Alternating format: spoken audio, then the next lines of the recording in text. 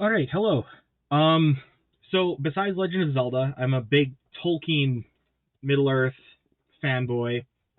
Over time, that's I'd like to go into a bunch of Middle Earth stuff and you know, um, I guess show do more stuff like this. It doesn't matter how I'll do it.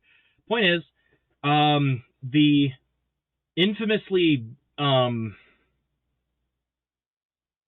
political somehow back and forth of the new Amazon series Rings of Power has sort of given it a bad rap. I haven't seen it yet, but I'm also a kind of Tolkien purist in terms of lore. Like, I don't mind if they take little liberties, like with the Peter Jackson film, but they captured a lot of the essence of the world and the details, and again, heavily influenced by the art done by Alan Lee and John Howe. This isn't. I'm using this picture, by the way, by Ted Nasmith, and I was looking for a picture of Galadriel and Celeborn, because this is a little more. I was looking for a picture with them not in by the mirror, Galadriel by the mirror. Like, that's such an iconic scene, sure, but that's a very different Galadriel than she has been in the past, and probably is in the show, given that she's toting around elven armor in all the trailers. So I don't know. I don't know what to expect from this show, but I'm gonna read the Unfinished Tales story that Tolkien himself wrote about Galadriel and Celeborn. I read this like 10 years ago, and I'd like to come back. I'm happy to come back to it, but I'm doing this more for posterity because the first episode I think is out now, but I'm going to be unable to watch it for at least a week or two. So I thought I'd quickly, not quickly, but get as fast as I can to read this. Sorry for the big interlude, or the prelude, I guess, but I want to express my intentions, I guess. I love Tolkien's world. I love the Peter Jackson Lord of the Rings films. I feel like a lot of the games are meh. War of the Ring, not War of the Ring. It was a good game too, though. War in the North was a fantastic representation of the world of Middle Earth. Even though it wasn't a very substantial game, it was a very loving game. You know what I mean? That's the kind of Tolkien, for lack of a better term, fan fiction I enjoy in the a post JRR and now a post Christopher world. I don't know what's going on with the rights. Something about the rights not being passed on from the Silmarillion. Whatever. I'm just here to quickly go through the story and come back here. If you don't want spoilers for Rings of Power, watch it. And if you have no intentions of watching it, just enjoy this, because if you've probably read this story, maybe not. But I want to put out there on the internet some, a frame of reference that the show is coming from. And also, I'm sure everyone has a copy of The Return of the King, at least.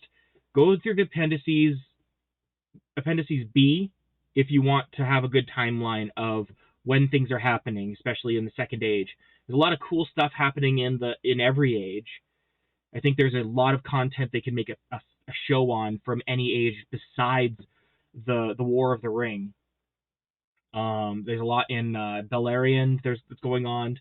There's of course the events that Celebrimbor forging the rings, which is supposedly what the show is about too.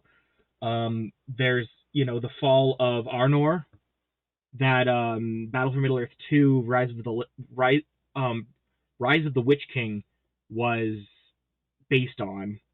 It's a fantastic representation of that conflict that led to the fall of the North and the beginning of the Dunedains as rangers.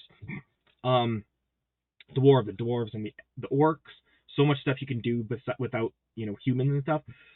I'm extremely open to new stories in Middle Earth, basically. I don't need a purist view of Middle Earth, or a purist story, like, you can't tell that story because we never saw that. I would love to see more horizons.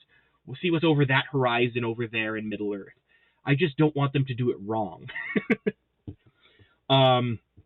Like, perfect example, compare Gundabad shown in the War in the North, when they go there, to the excuse they came up with to show Gundabad in The Hobbit. My mom died there. Good for you, Legolas. Do something besides running on rocks that are falling. I hated the Hobbit movies very deeply. I hated them. But it's okay. We got a lot of good Lord of the Rings stuff, particularly the stories. That's what I'm... Enough preamble. Thank you for humoring me. I'll get started reading then. This is the... Oh, I gotta make sure I describe this right.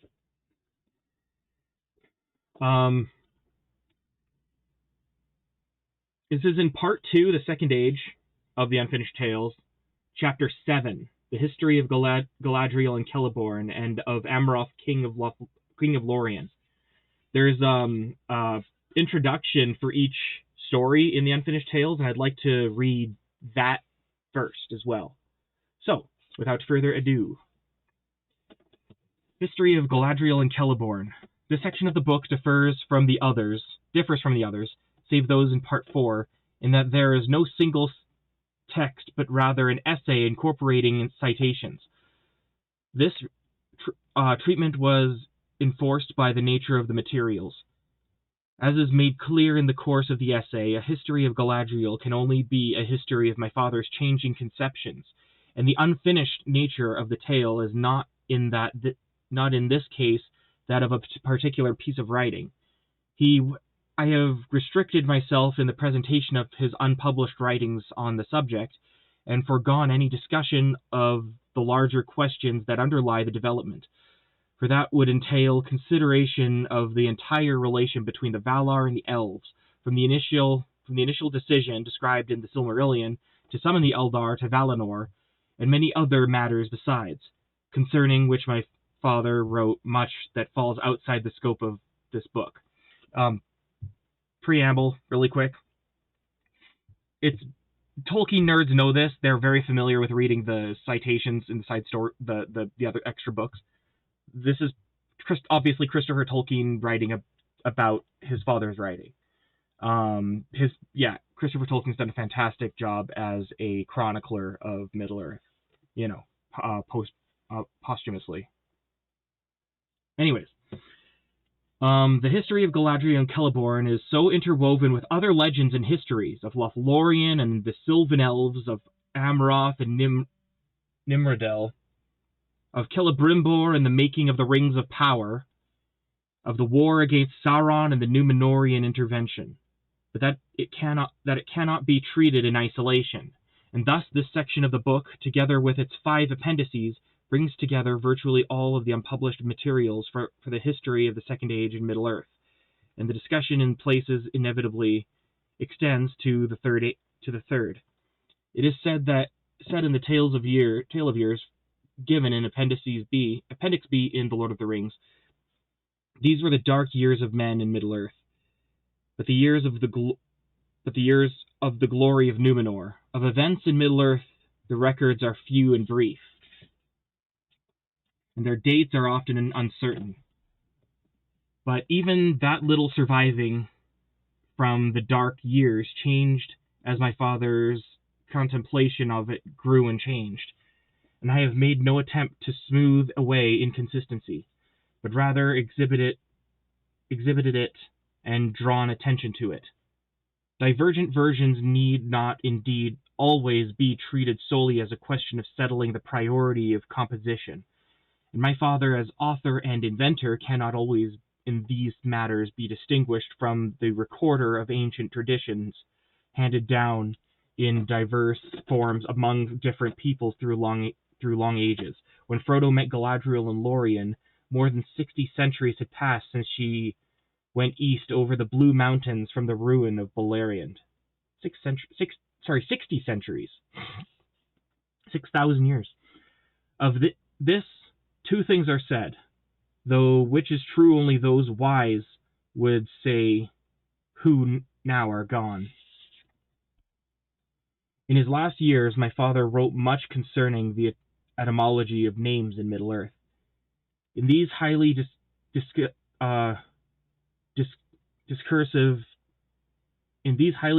essays, there is a good deal of history and legend embedded, but being ancillary to the main philosophical purpose, and introduced as it were in passing, it has required extraction. It is for this reason that this part of the book is largely made up of short citations, with further material of the same kind placed in the appendices. Okay, that's the end of the introduction there. I'm really a slow reader. Sorry about that. But the big thing though is that you're gonna see that like when it says inconsistencies, it's like there's a lot of room for expression of ideas from Middle-earth through Galadriel and Celeborn. I think it's a fantastic idea to have Galadriel as the protagonist, because she embodies so much of what is happening in Middle-earth. So but like it also said, it's because she's so interwoven with the history itself, you can't do one right and not the other. So if they don't know their history, or they misrepresent the history, they misrepresent Galadriel, because Galadriel is the history of Middle-earth from beginning to the end of the Third Age. All three eras of Arda are shaped around and sometimes by Galadriel, oftentimes by Galadriel.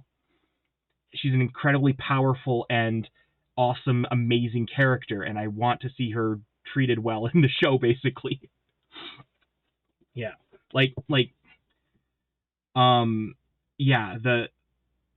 The character that will eventually throw down the walls of Dol Guldur. You know what I mean? There's a beautiful painting that was used in Battle for Middle-earth 2. At the very end, in the Battle of Dol Guldur, they did a painting of that scene described in the appendices, of Galadriel casting this great vortex and ripping the walls apart. That's the I don't need an ultimate superpower Galadriel per se, but she did wield her ring of power to great effect throughout her life. So I'm curious. I'm very curious. All right. All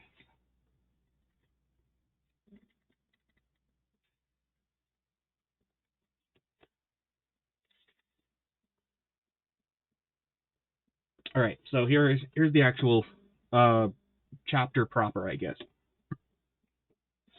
There is no part of the history of Middle-earth more full of problems than the story of Galadriel and Celeborn, and it must be admitted that there are severe inconsistencies embedded in the traditions, or to look at the matter from another point of view, that the role and importance of Galadriel only emerged slowly, and that her story underwent continual refashionings. Thus, at the outset, it is certain that the earlier conception was that Galadriel went east over the mountains from Beleriand alone, before the end of the First Age, and met Celeborn in his own land of Lorien. This is explicitly stated in unpublished writing, and the same idea underlies Galadriel's words to Frodo in The Fellowship of the Ring, Part 2, Chapter 7, where she says of Celeborn that he has dwelt in the west since the days of dawn, and I have dwelt with him years uncounted. For ere the fall of Nargothrond or Gondolin, I passed over the mountains, and together through ages of the world we have fought the long defeat. In all probability, Celeborn was in this conception an Nandoran elf, that is, one of the Teleri who refused to cross the Misty Mountains on the great journey from Cuivenin. So Celeborn's people basically, in this, it says basically suggesting Celeborn's people wouldn't have traveled initially to Valinor like Galadriel's people did to get exiled. On the other hand, in Appendix B to The Lord of the Rings appears a later version of the story, for it is stated there that at the beginning of the Second Age, in Lindon, south of the Lune, dwelt for a time Celeborn, kinsman of Thingol. His wife was Galadriel, greatest of elven women. And in the notes to The Road Goes Ever On page 60, it is said that Galadriel passed over the mountains of Eredluin with her husband Celeborn, one of the Sindar, and went to Eregion. In the Silmarillion, there is mention of the meeting of Galadriel and Celeborn in Doriath, and of his kinship with Thingol on page 115, and of there being among the Eldar who remained in Middle-earth after the end of the First Age on page 254. The reasons and motives given for Galadriel's remaining in Middle-earth are various. The passage just cited from The Road Goes Ever On says explicitly, after the overthrow of Morgoth at the end of the First Age, a ban was set upon her return, and she had replied proudly that she had no wish to go. There is no such explicit statement in The Lord of the Rings, but in a letter written in 1967, my father declared, the exiles were allowed to return, save for a few chief actors in the rebellion, of whom at the time of The Lord of the Rings only Galadriel remained. At the time of her lament in Lorien, she believed this to be perennial, as long as the earth endured. Hence she concludes her lament with a wish or prayer that Frodo may as a special grace be granted a purgatorial but not penal sojourn to Eresia, the solitary isle in sight of Aman, though for her the way is closed. Eresia is the elven isle within sight of the Undying Lands, but not the Undying Lands themselves. Well, the blessing is still there, but you aren't allowed on the mainland proper where the Valar live, and the Maya and such. So Frodo couldn't go all the way to the isle, but that's what Galadriel granted, which is why he was able to leave on the ships of the Grey Havens.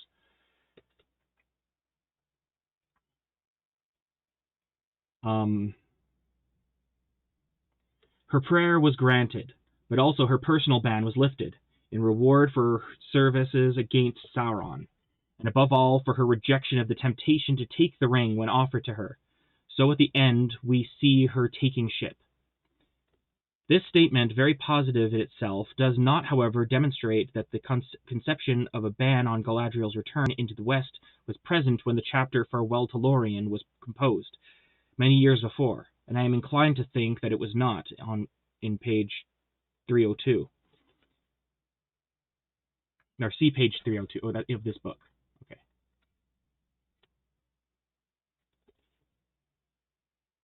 No. Of Fellowship. Sorry. In a very late and primarily philosophical essay, certainly written after the publication of The Road Goes Ever On, the story is distinctly different. Galadriel and her brother Finrod were the children of Finarfin, the second son of Indus. Finarfin was of his mother's kind in mind and body, having the golden hair of the Vanyar, their noble and gentle temper, and their love of the Valar, as well as he could be kept aloof from the strife of his brothers and their estrangement from the Valar. He often sought peace among the Teleri, whose language he learned. He wedded Eowyn, the daughter of King Olwe of Equilonde, and his children were thus the kin of King Ilu Thingol of Doriath in Beleriand, for he was the brother of Olwe, and this kinship influenced their decision to join in the exile, and proved of great importance later in Beleriand. Finrod was like his father in his fair face and golden hair, and also a noble and generous heart, though he had the high courage of the Noldor, and in his youth their eagerness and unrest. And he had also from his Telerin mother a love of the sea and dreams of far lands that he had never seen. Galadriel was the greatest of the Noldor, except Fëanor, maybe, though she was wiser than he, and her wisdom increased with the long years.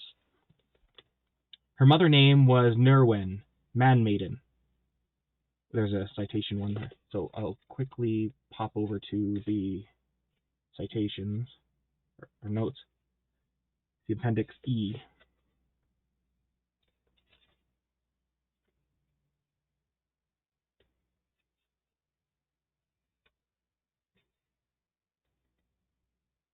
Oh, in Richard. Okay.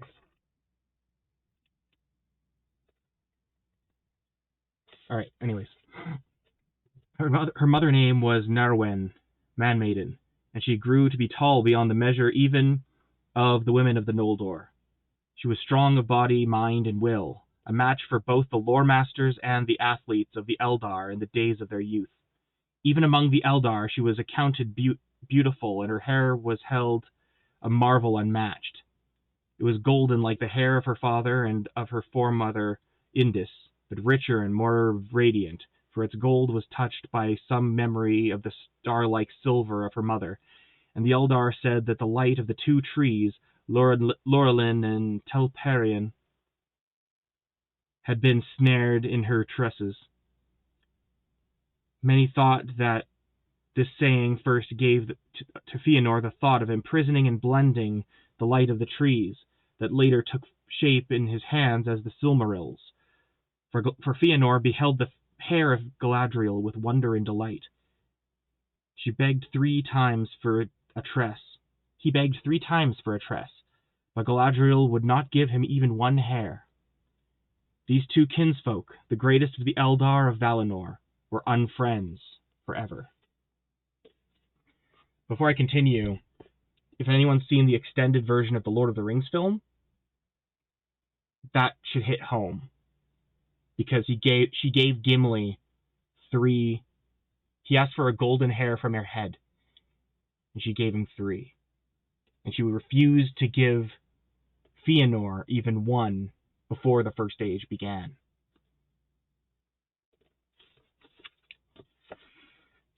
Galadriel was born in the bliss of Valinor, but it was not long in the reckoning of the Blessed Realm before that was dimmed, and thereafter she had no peace within. For in that testing time, amid the strife of the Noldor, she was drawn this way and that.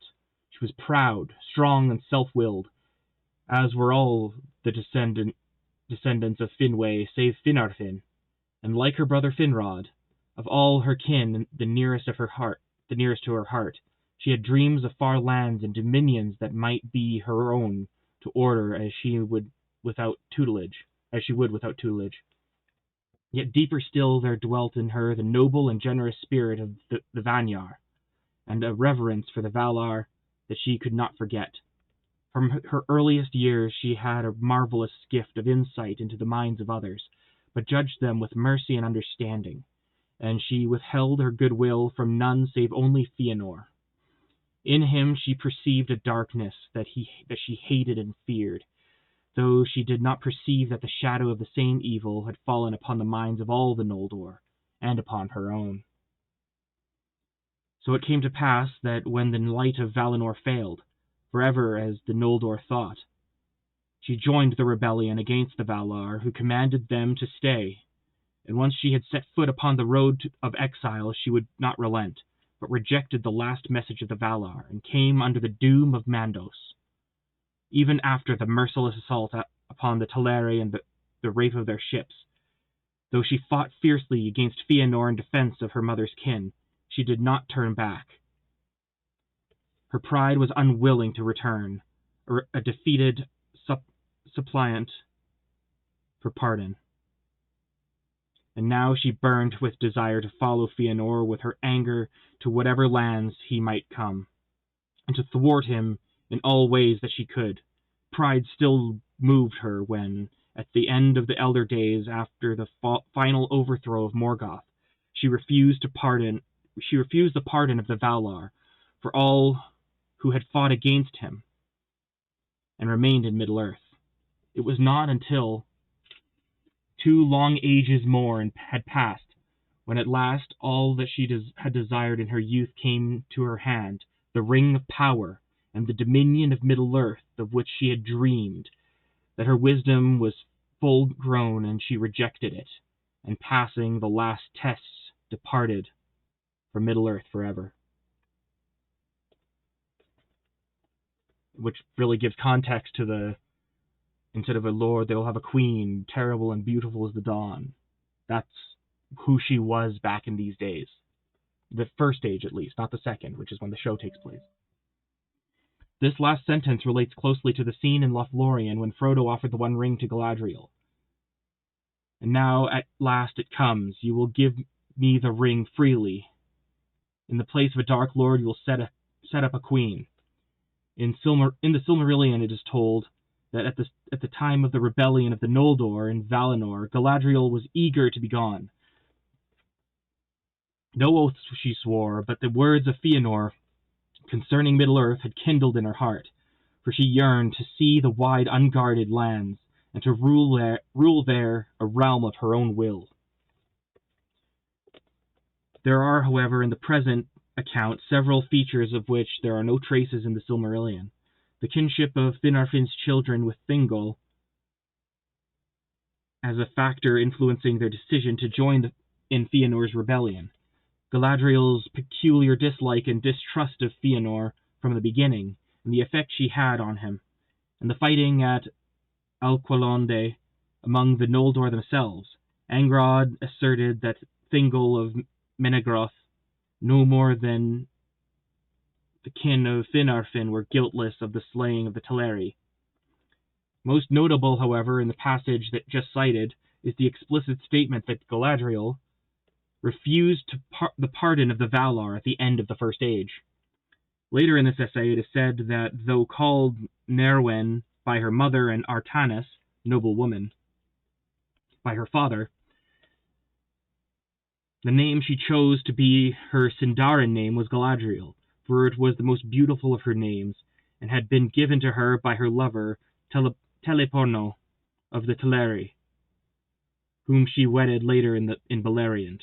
Teleporno was Celeborn, here given a different history as discussed further below. On the name itself, see Appendix E. We'll get to that. A wholly different story, adumbrated but never told, of Galadriel's conduct at the time of the rebellion of the Noldor appears in a very late and partly illegible note. The last writing of my father is on the subject of Galadriel and Celeborn, and probably the last on Middle-earth and Valinor, set down in the last month of his life. In this he emphasized the commanding stature of Galadriel already in Valinor, the equal, if unlike in endowments, of Fëanor. And it is said here that so far from joining Fëanor's revolt, she was in every way opposed to him. She did indeed wish to depart from Valinor and to go into the wide world of Middle-earth for the exercise of her talents. For being brilliant in mind and swift in action, she had early absorbed all of what she was capable of teaching, was capable of the teaching which the Valar thought fit to give the Eldar, and she felt confined in the tutelage of Aman. This desire of Galadriel's was, it seems, known to Manwë, and he had not forbidden her, but nor had he given formal leave to depart. Pondering what she might do, Galadriel's thoughts turned to the ships of the Teleri, and she went for a while to dwell with her mother's kindred in Alqualonde. There she met Celeborn, who is here again a Teleran prince, the grandson of Olwe of Alqualonde, and thus her close kinsman. Together they planned to build a ship and sail it to Middle-earth, and they were about to seek leave from the Valar for their venture when Melkor fled from Valmar, and returning with Ungoliant, destroyed the light of the trees. In Fëanor's revolt that followed the darkening of Valinor, Galadriel had no part. Indeed, she with Celeborn fought heroically in defense of Alqualonde against the assault of the Noldor, and Celeborn's ship was saved from them. Galadriel, despairing now of Valinor and horrified by the violence and cruelty of Fëanor, set sail into the darkness without waiting for Manwë's leave, which would undoubtedly have been withheld in that hour, however legitimate her desire in itself. It was thus that she came upon the ban set upon all departure, and Valinor was shut against her return. But together with Celeborn she reached Middle-earth somewhat sooner than Fëanor, and sailed into the haven where Círdan was lord, the Grey Havens. There they were welcomed with joy, as being the kin of Elwë, or also known as Thingol. In the years after, they did not join in the war against Angband, which they judged to be hopeless under the ban of the Valar, and without their aid, and their counsel was to withdraw from Beleriand and build up a power to the eastward, whence they feared that Morgoth would withdraw reinforcement, befriending and teaching the Dark Elves and men of those regions. But such a policy having no hope of acceptance among the elves of Beleriand, Galadriel and Celeborn departed over Ered Lindon before the end of the First Age. When they received the permission of the Valar to return into the west, they rejected it. This story, withdrawing Galadriel for all association with the rebellion of Fëanor, even to the extent of giving her a separate departure with Celeborn from Aman, is profoundly a variance with all that is said elsewhere. It arose from philosophical rather than historical considerations concerning the precise nature of Galadriel's disobedience in Valinor on the other hand, and her status and power in Middle-earth on the other. That it would have entailed a good deal of alteration in the narrative of the Silmarillion is evident, but that my father doubtless intended to do so. It may be noted here that Galadriel did not appear in the original story of the rebellion and flight of the Noldor, which existed long before she did, and also, of course, that after her entry into the stories of the First Age, her actions could still be transformed radically, since the Silmarillion had not been published. The book as published was, however, formed from completed narratives, and I could not take into account merely projected revisions. On the other hand, the making of Celeborn into a Teleran elf of Aman contradicts not only statements in the Silmarillion, but also those cited already from The Road Goes Ever On and Appendix B to The Lord of the Rings, where Celeborn is a Sindarin elf of Beleriand. As to why this fundamental alteration in his history was to be made, it might be answered that it arose from the new narrative element of Galadriel's departure from Aman separately from the hosts of the rebel Noldor. But Celeborn is already transformed into a Teleran elf in the text cited on page 298, where Galadriel did take part in Fëanor's revolt and march from Valinor, and where there is no indication of how Celeborn came to Middle-earth. The earlier story, apart from the question of the ban and the pardon, to which the statements in the Silmarillion, The Road Goes Ever On, and Appendix B to The Lord of the Rings refer, is fairly clear. Galadriel, coming to Middle-earth as one of the leaders of the second host of the Noldor, met Celeborn in Doriath, and was later wedded to him. He was the grandson of Thingol's brother Elmo, a shadowy figure about whom nothing is told save that he was the younger brother of Elwë, or Thingol, and Olwë, and was beloved of Elwë, with whom he remained. Elmo's son was named Galadon,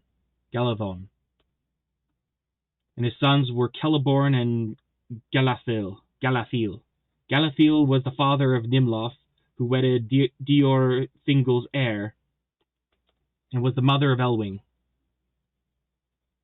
By this genealogy, Celeborn was a kinsman of Galadriel, granddaughter of Olwë of Alqualondë, and not so close as by that in which he became Olwë's grandson. It is a natural assumption that Celeborn and Galadriel were present at the ruin of Doriath. It is said in one place that Celeborn escaped the sack of Doriath, and perhaps aided the escape of Elwing to the havens of Sirion with the Silmaril, but this is nowhere stated. Celeborn is mentioned in Appendix B to Lord of the Rings as dwelling for a time in Lindon, south of the Lune. I'll pop over to the note. There's a second little note thing.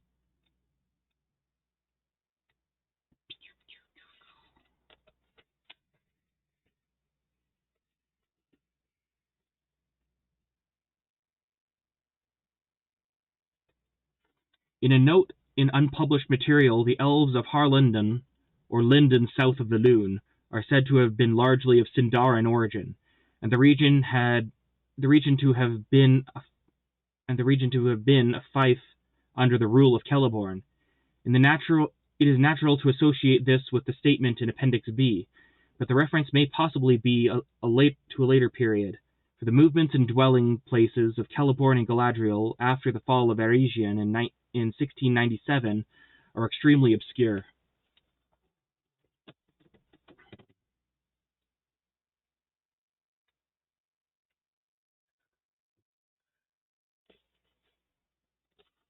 Finding my spot again. Okay, but I'll restart this part before I went to the note.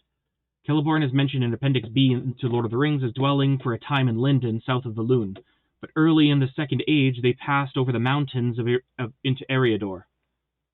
The subsequent history in the same phase, so to call it, of my father's writing is told in the short narrative that follows here, concerning Galadriel and Celeborn. Seeing how long this all is. Yeah. The text bearing this title is a short and hasty outline, very roughly composed, which is nonetheless almost the sole narrative source for the events of the West in the west of Middle-earth up to the defeat and expulsion of Sauron from Ariador in the year 1701 of the Second Age. Other than this, there is little beyond the brief and infrequent entries in the Tale of Years, and the much more generalized and selective account of the Rings of Power and the Third Age published in the Silmarillion. It is certain that this present text was composed after the publication of The Lord of the Rings, both from there being a reference to the book and from the fact that Galadriel is called the daughter of Finarfin and the sister of Finrod Felagund. For these are the later names of those princes, introduced in the revised edition.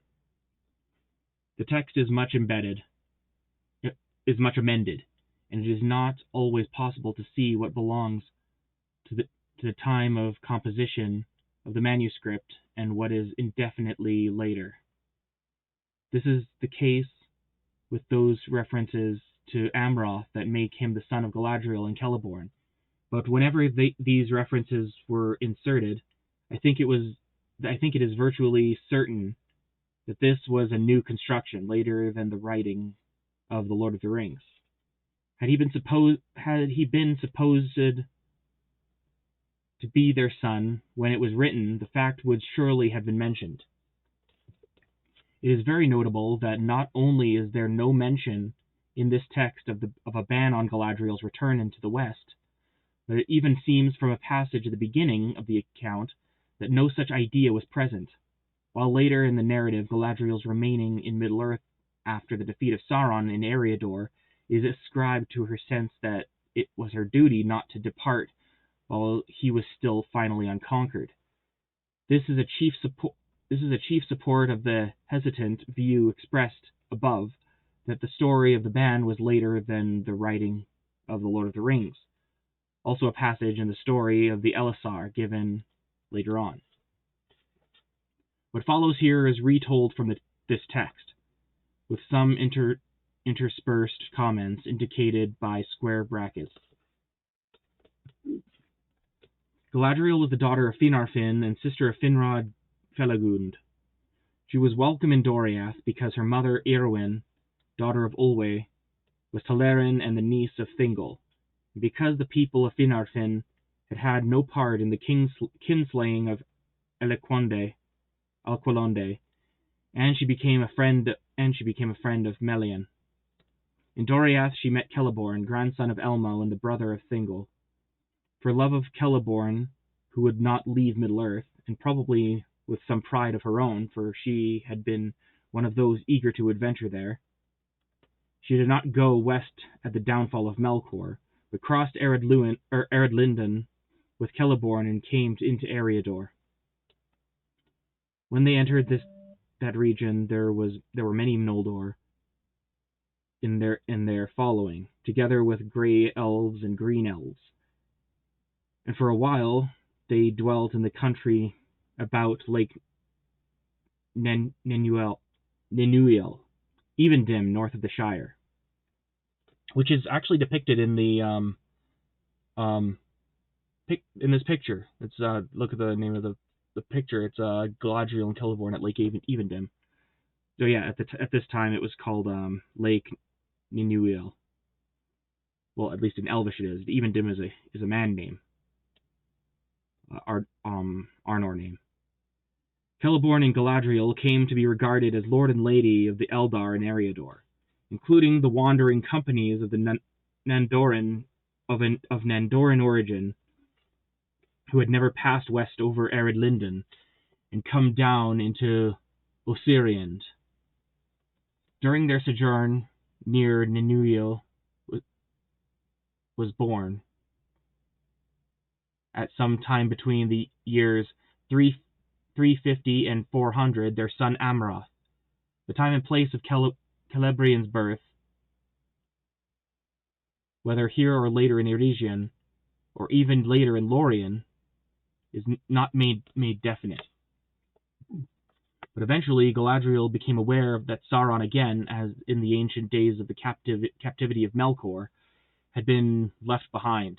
Or rather, since Sauron had as yet no single name, and his operations had not been perceived to proceed from a single evil spirit, prime servant of Melkor, she perceived that there was an evil controlling purpose abroad in the world, and that it seemed to proceed from a source further to the east, beyond Ariador and the Misty Mountains. Celeborn and Galadriel therefore went eastward, about the year 700 of the Second Age, and established the primarily, but by no means solely, Noldoran realm of Eregion.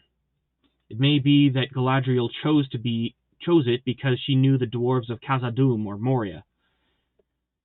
There were and always remain some dwarves on the eastern side of Eredlindon, where the very ancient mansions of Nogrod and Belagost had been, not far from Nenuiel, but they had transferred most of their strength to Khazad-dum.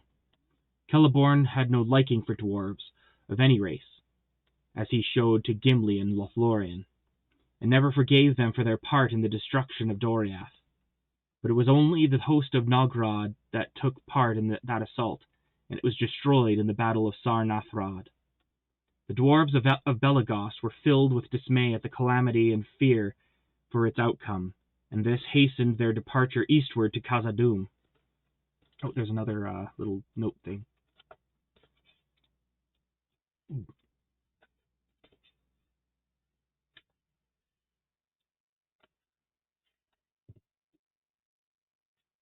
Oh, there's also one from earlier I missed. Whatever. For earlier, the ancient east-west road ran through the Shire to its end at the Grey Havens, and dwarves had always used it on their way to their mines in the Blue Mountains. Yeah, okay. It is said in Appendix A to The Lord of the Rings that the ancient cities of Nogrod and Belagost were ruined in the breaking of Thangorodrim. But in the Tale of Years, in Appendix B, many dwarves leaving their old cities in Ered Luin go to Moria and swell its numbers.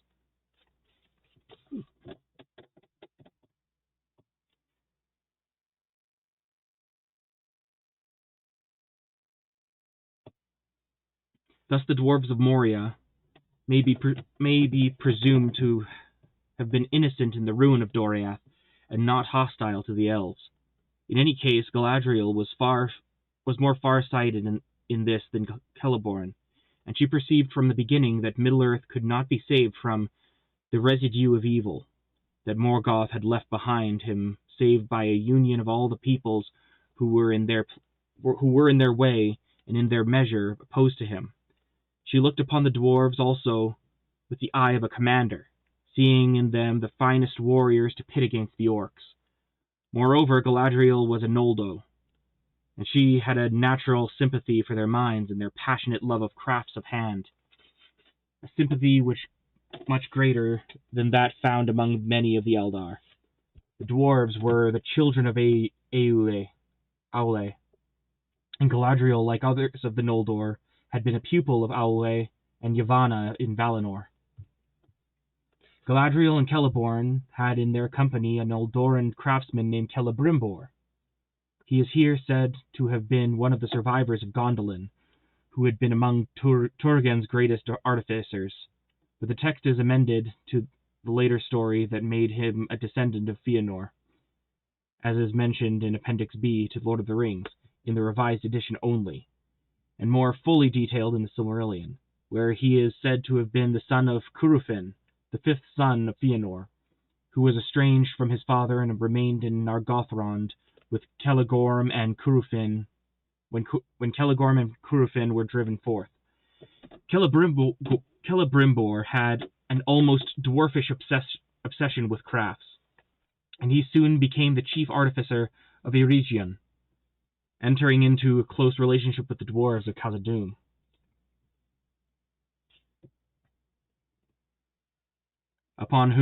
Among whom his greatest friend was Narvi. In the inscription on the west gate of Moria, Gandalf read the words, Im Narvi hain in Ashant, Celebrimbor o Eregion, Teathon e Thilhin. I, Narvi, made them. Celebrimbor of Holland drew these signs. Both elves and dwarves had great profit from this association, so that Eregion became far stronger and Khazad-dum far more beautiful than either would have done alone. This account of the origin of Eregion agrees with what is told in Of the Rings of Power, but neither there nor in the brief references in Appendix B in The Lord of the Rings is there any mention of the presence of Galadriel and Celeborn. Indeed, in the latter, again in the revised edition only, Celebrimbor is called the Lord of Eregion.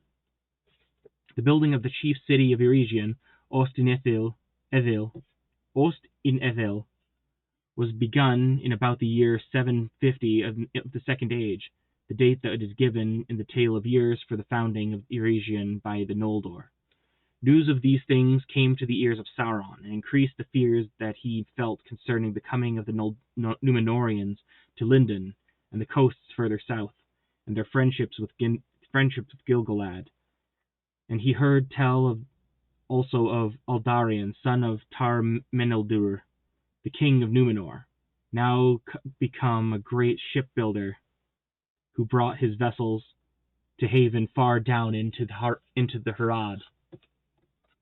Sauron, therefore, left Ariador alone for a while, and he chose the land of Mordor, as it was afterwards called, for a stronghold as a counter to the threat of the Númenórean landings.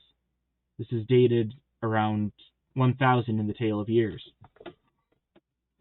When he felt himself to be secure, he sent emissaries to Ariador, and finally, in about the year 1200 of the Second Age, came himself, wearing the fairest form that he could contrive. But in the meantime, the power of Galadriel and Celeborn had grown, and Galadriel, assisted in this by her friendship with the dwarves of Moria, had come into contact with the Nandoran realm of Lorenand, on the other side of the Misty Mountains. Another little tiny note.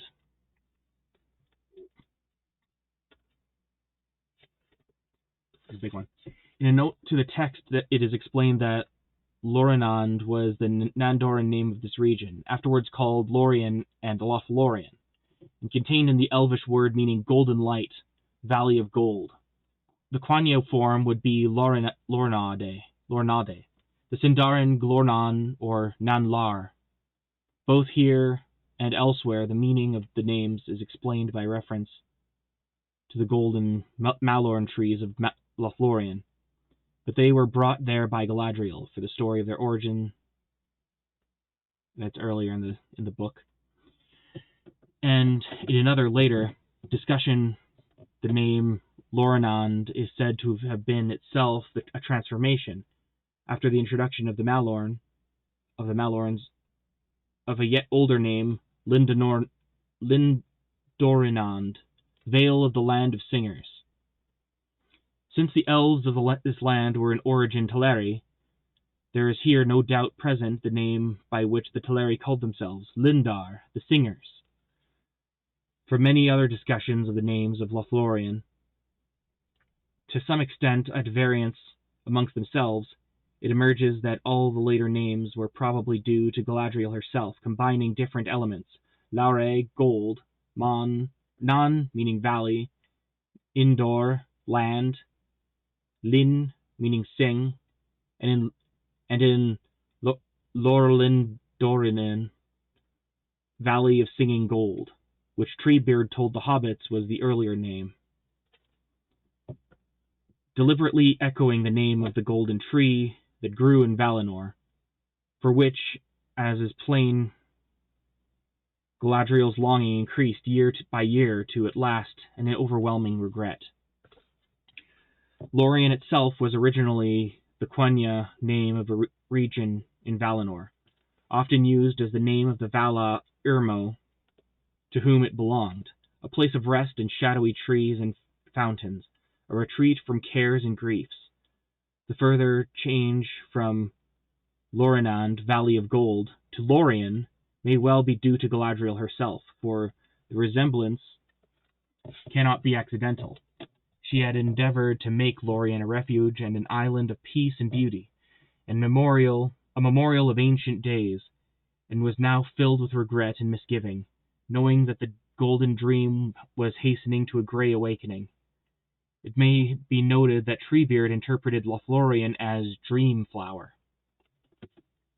In concerning Galadriel and Celeborn, I have retained the name Lorinand throughout, though when it is written, Lorinand was intended to be as the original and ancient Nandoran name of the region, and the story of the introduction of the Malorns by Galadriel had not yet been devised.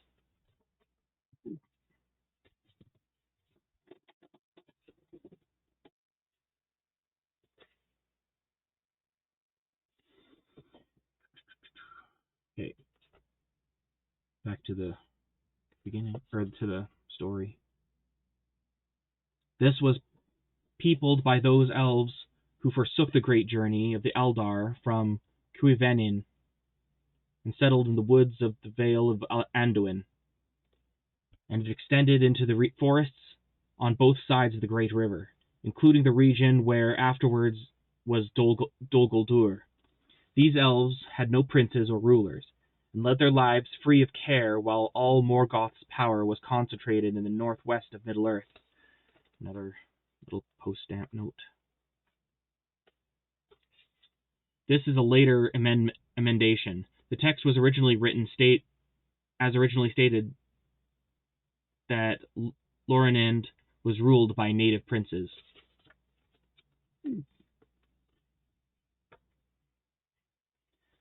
But many Sindar and Noldor came to dwell among them, and their Sindarizing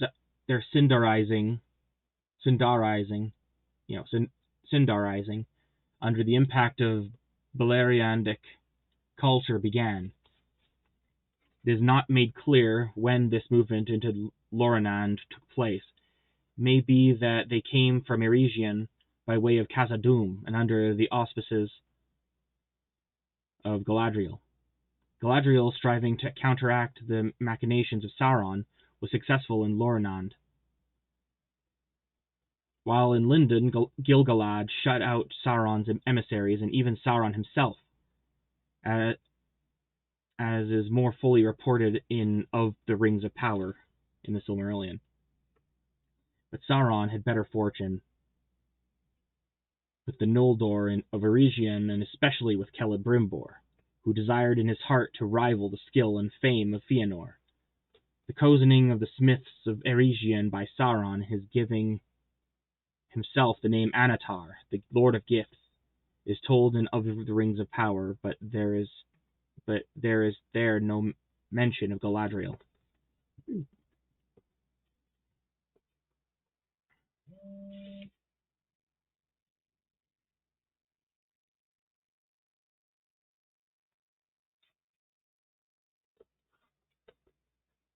In Eregion, Sauron posed as an emissary of the Valar, sent by them to Middle-earth, thus anticipating the Istari, as in the wizards. So they thought that they were the wizards, not what they got. It's like, oh, cool, a Gandalf, that before Gandalf existed. But no, my name is Anatar. I am a friend. But really, I'm like super mega evil. Were ordered by them to remain there to give aid to the elves. He perceived at once that Galadriel would be his chief adversary and obstacle, and he endeavored therefore to placate her, bearing her scorn with outward patience and courtesy. No explanation is offered in this rapid outline of why Galadriel scorned Sauron, unless she saw through his guise, or of why, if she did perceive his true nature, she permitted him to remain in Eregion. Seventh note is, in an isolated and undatable note, it is said that although the name Sauron is used earlier than this in the Tale of Years, his name implying identity with the great lieutenant of Morgoth in the Silmarillion, was not actually known until about the year 1600 of the Second Age, the time of the forging of the One Ring. The mysterious power of hostility to elves and Edain were perceived soon after the year 500, and among the Númenóreans first by Eldarion towards the end of the 8th century, about the time when he established the haven of Vinalonde. But it had no known center. Sauron endeavored to keep distinct his two sides, enemy and tempter. When he came among the Noldor, he adopted a specious fair form, a kind of simulated anticipation of the later Istari, and a fair name, Artano, High Smith, or Eulendil,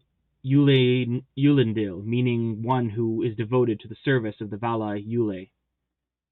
In Of the Rings of Power, the name that Sauron gave to himself at that time was Anatar, the Lord of Gifts, but that name is not mentioned here. The note goes on to say that Galadriel was not deceived, saying that this Eulendil was not in the train of Eule and Valinor, but this is not decisive, since Eule existed before the building of Arda, and the probability is that Sauron was in fact one of the Eulian Maiar, corrupted before Arda began, by Melkor. With this, compare the opening sentences in Of the Rings of Power. Of old there was Sauron the Maya. In the beginning of Arda, Melkor seduced him to his allegiance.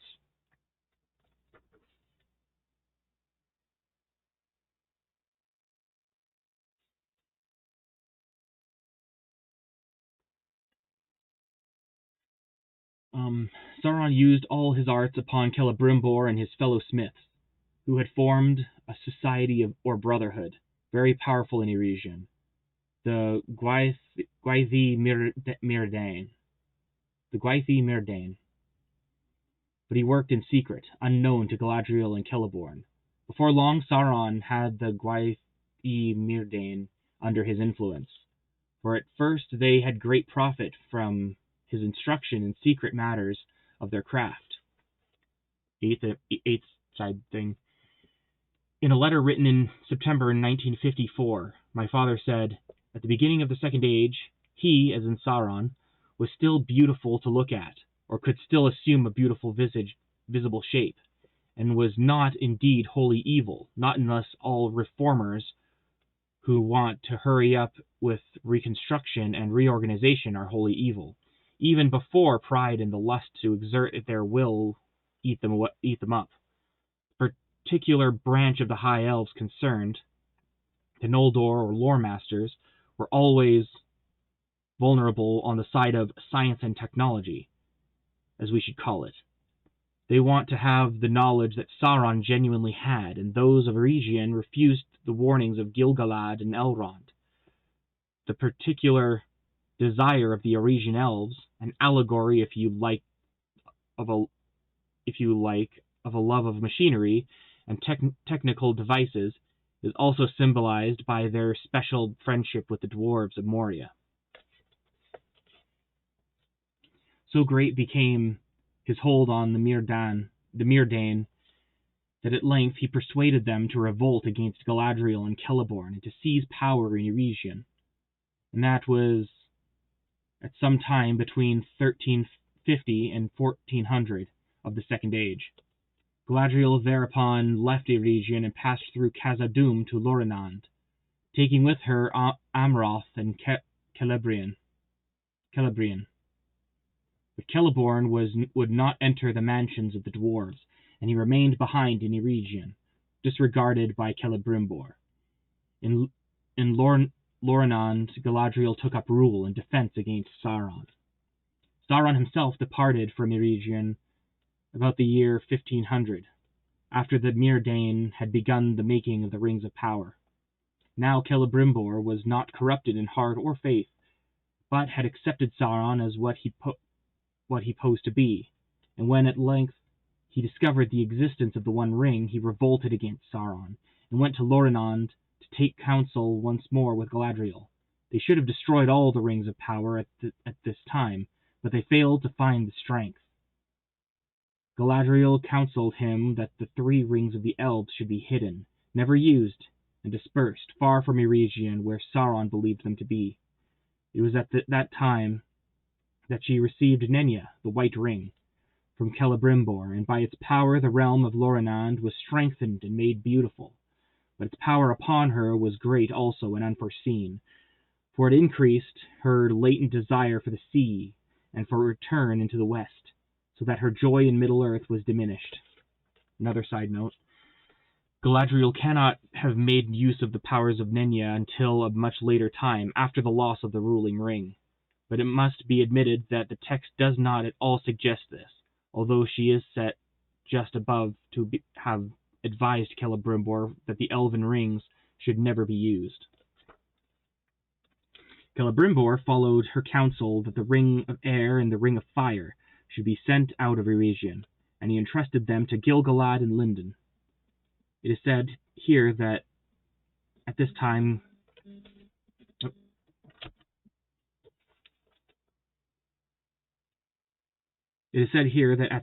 Gil-Galad gave Narya the Red Ring to Círdan, Lord of Havens, but later in the narrative there is a marginal note that he kept it himself until he set out for the War of the Last Alliance.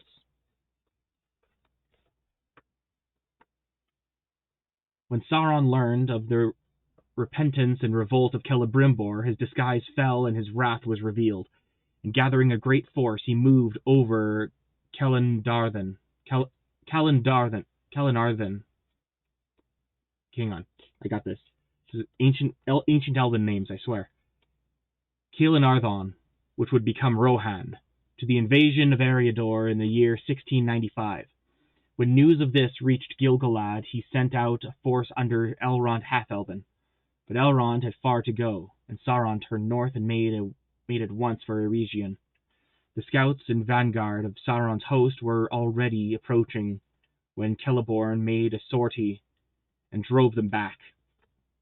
I said Celeborn, right? Not Celebrimbor. It was Celeborn made a sortie and drove them back. But though he was able to join his force to that of Elrond, they could not return to Eregion, for Sauron's host was far greater than theirs, great enough both to hold them off and closely to invest Eregion. At last the attackers broke into Eregion with ruin and devastation, and captured the chief object of Sauron's assault, the house of Myrdain, where where were their smithies and their treasures? Celebrimbor, desperate himself, withstood Sauron on the steps of the great door of the Myrdain, but he was grappled and taken captive, and the house was ransacked. There Sauron took the 9 rings and other lesser works of the Myrdain, but the 7 and the 3 he could not find. Then Celebrimbor was put to torment, and Sauron learned from him where the 7 were bestowed. This Celebrimbor revealed, because neither the 7 nor the 9 did he value as he valued the 3. The 7 and the 9 were made with Sauron's aid, whereas the 3 were made by Celebrimbor alone, with a different power and purpose. It is not actually said here that Sauron at this time took possession of the 7 rings, though the implication seems clear that he did so. In Appendix A to Lord of the Rings, it is said that there is a belief among the dwarves of Durin's folk that the ring of Durin III, king of Khazad-dum, was given to him by the elven smiths themselves, and not by Sauron. But nothing is said in the present text about the way in which the seven rings came into the possession of the dwarves. I should actually continue. I'll continue this in a sec, but I want to make a thought that kind of connects a dot here. Durin the Third likely did receive it from the elven smiths. He probably received it from the Myrdain, because that was like an order that Annatar or Sauron created with Celebrimbor away from the eyes of Galadriel. So I'm certain that it was Sauron himself who gave it, but it was as a thing of friendship because he was posing as an elf. Because I don't think the dwarves would know what Istari is or a Maya. At least they wouldn't until they see a freaking Balrog, but that's its own thing. But Gandalf, he's basically a Gandalf. Mithrandir, I think, means gray elf. And saying an Istari is an elf isn't unheard of. So that's why he has this form. So anyway, I think it was Sauron posing as these Myrdain elves. Anyways, continuing. Concerning the 3 rings, Sauron could learn nothing from Celebrimbor, and he had him put to death. But he guessed the truth. The 3 had been committed to elvish guardians, and that must mean to Galadriel and Gil-Galad. In black anger, he turned back to battle, and bearing as a banner Celebrimbor's body hung upon a pole. Shot through with the orc arrows, he turned upon the forces of Elrond. Elrond had gathered such few of the elves of Eregion as had escaped, but he had no force to withstand the onset. He would indeed have been overwhelmed had not Sauron's host been attacked in the rear, for Durin sent out a force of dwarves from Khazad-dum, and with them came elves of Lorinand, led by Amroth. Elrond was able to extricate himself, but he was forced away northward. And it was at that time, in the year 1697, according to the Tale of Years, that he established a refuge and stronghold at Imladris, also known as Rivendell. Sauron withdrew the pursuit of Elrond and turned upon the dwarves and the elves of Lorinand, whom he drove back, but the gates of Moria were shut, and he could not enter. Ever afterwards Moria had Sauron's hate, and all orcs were commanded to harry dwarves wherever they might. But now Sauron attempted to gain the mastery of Ariador. Lorinand could wait. But as he ravaged the land, slaying or drawing off all the small groups of men and hunting the remaining elves, many fled to swell Elrond's host to the northward. Now Sauron's immediate purpose was to take Lindon, where he believed that he had most chance of seizing one or more of the 3 rings, and he called in, therefore, his scattered forces and marched west towards the land of Gil-Galad, ravaging as he went. But his force was weakened by the necessity of leaving a strong detachment to contain Elrond and prevent him from coming down upon his rear. Now, for long years, the Númenóreans had brought in their ships to the Grey Havens, and there they were welcome. As soon as Gil-Galad began to fear that Sauron would come with open war into Ariador, he sent messages to Númenor, and on the shores of Lindon, the Númenóreans began to build up a force and supplies for war. In 1695, when Sauron invaded Ariador, Gil-Galad called on Númenor for aid. Then Tar-Minastir, the king, sent out a great navy, but it was delayed and did not reach the coasts of Middle-earth until the year 1700. Oh my gosh, can you imagine a fleet taking 5 years? Anyway, by that time Sauron had mastered all Ariador, save only besieged Imladris, and had reached the line of the river Lune. He had summoned more forces, which were approaching from the southeast, and were indeed in Enedwaith at the crossing of Tharbad, which was only lightly held. Gil-Galad and the Númenóreans were holding the Lune in desperate defense of the Grey Havens, when in the very nick of time, the great armament of Tar-Minastir came in, and Sauron's host was heavily defeated and driven back. The Númenórean admiral Siriatur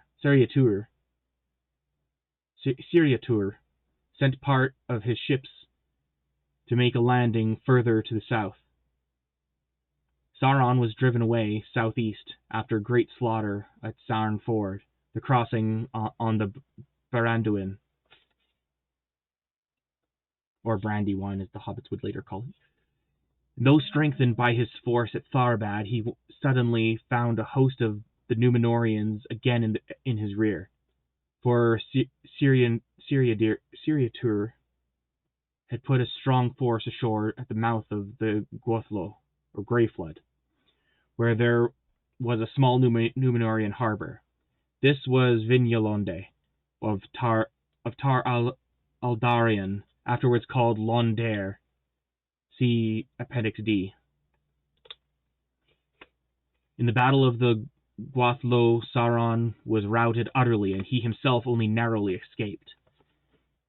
His small remaining force was assailed in the east of Calendarthon, or Rohan. Rohan wouldn't be founded yet, by the way. So this is, yeah. And he with no more than a bodyguard fled to the region afterwards called Dagorlad, or Battle Plain. Once broken and humiliated, he returned to Mordor and vowed vengeance upon Númenor. The army that was besieging Imladris was caught between Elrond and Gil-Galad and utterly destroyed. Ariador was cleared of the enemy, but lay largely in ruins. At this time, the first council was held.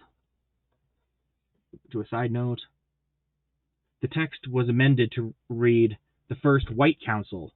In the tale of years, the formation of the White Council is given under the year 2463 of the Third Age, but it may be that the name of the Council of the Third Age deliberately echoed that of this council, held long ago, the more especially as several of the chief members of the one had been members of the other. And it was there determined that an elvish stronghold in the east of Ariador should be maintained at Imladris rather than in Eregion. At that time also Gil-Galad gave Vilya the blue ring to Elrond, and appointed him to be his vice-regent in Ariador. But the red ring he kept, until he gave it to Círdan when he set out from Lindon in the days of the Last Alliance. Next note, earlier in this narrative, it is said that Gil-Galad gave Narya the red ring to Círdan as soon as he himself received it from Celebrimbor, and this agrees with the statements in Appendix B, The Lord of the Rings, and in Of the Rings of Power, that Círdan held it from the beginning. The statement here, at variance with the others, was added in the margin of the text. So, did Gil-Galad give it to him as soon as he got the red ring, or the Ring of Fire, if you will? Did he give the Ring of Fire to Círdan before like when he first got the ring or when he departed for the Last Alliance? Which end of the First Age, or the middle or the end of the First Age? It seems to be a he wanted to change it, but the book had already been published.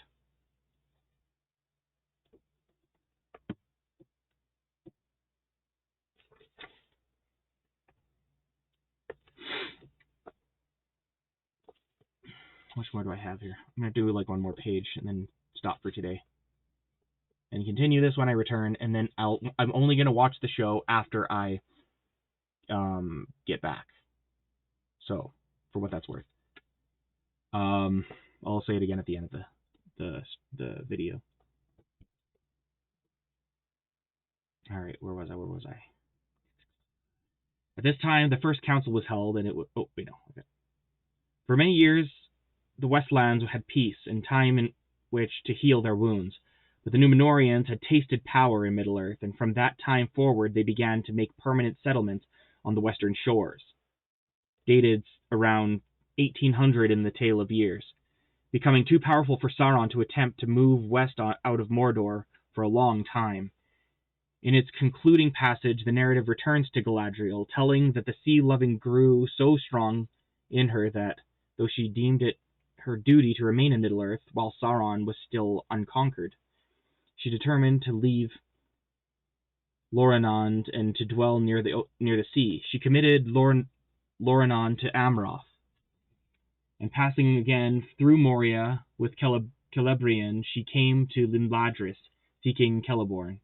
There, it seems, she found him, and there they dwelt together for a long time. It was then that Elrond first saw Celebrian and loved her, though she said nothing of it.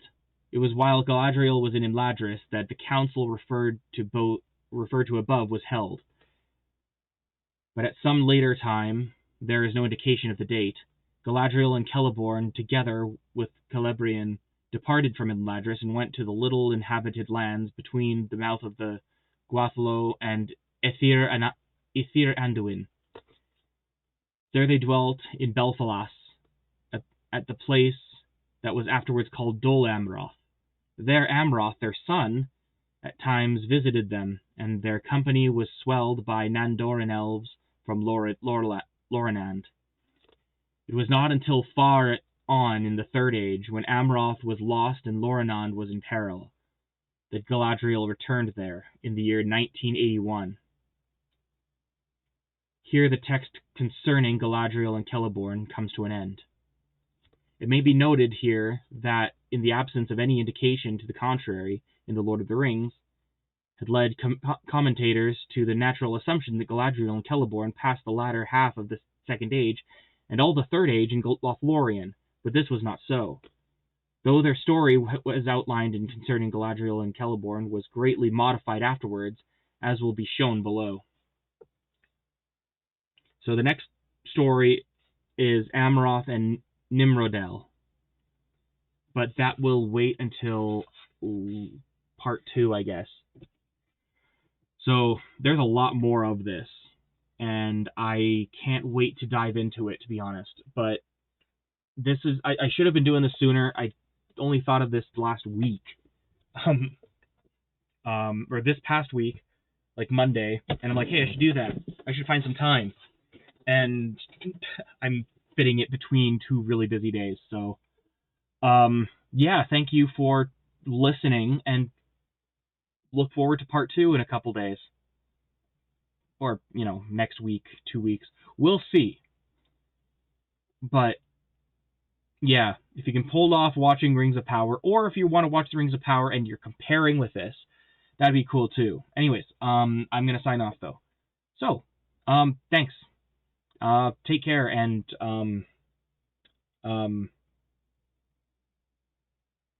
don't trust anyone named Anatar. I don't know.